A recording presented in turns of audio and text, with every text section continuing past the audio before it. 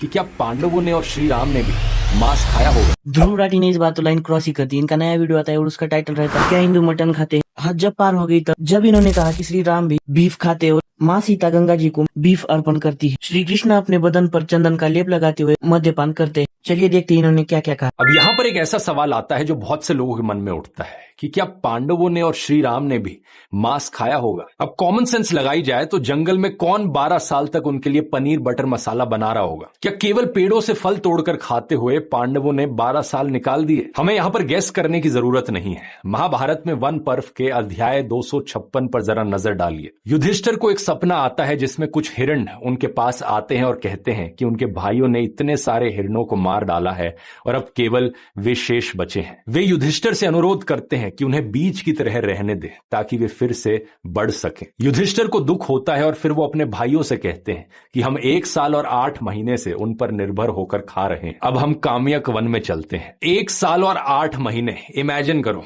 पांडव इतने लंबे समय तक हिरण का मांस खा रहे थे कि जंगल में हिरण ही खत्म होने लग गए। अब यही सवाल रामायण में श्री राम को लेकर उठता है, क्या राम ने भी मांस खाया। सच बात यह है दोस्तों कि वेदों और वाल्मीकि रामायण में भी मीट खाने के उदाहरण मिलते हैं। स्वामी विवेकानंद ने भी अपनी किताब the East and the West में लिखा है, आधुनिक वैष्णव एक दुविधापूर्ण स्थिति में खुद को पाते हैं।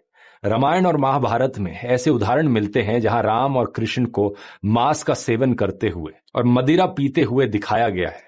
सीता देवी रिवर गॉडेस गंगा को कसम देती हैं कि वे मांस, चावल और वाइन के 1000 मर्तबान ऑफर करेंगी। सीता जी गंगा को मीट ऑफर कर रही हैं। ये वाल्मीकि रामायण का अयोध्या कांड अध्याय 52 श्लोक 89 है। स्वामी विवेकानंद इसी श्लोक का उल्लेख कर रहे हैं। और महाभारत के उद्योग पर्व अध्याय 58 श्लोक 5 का, जहां संजय कहते हैं कि उन्होंने कृष्ण और अर्जुन को चंदन का लेप लगाए हुए, फूलों की माला पहने हुए और मदवासव पीते हुए देखा।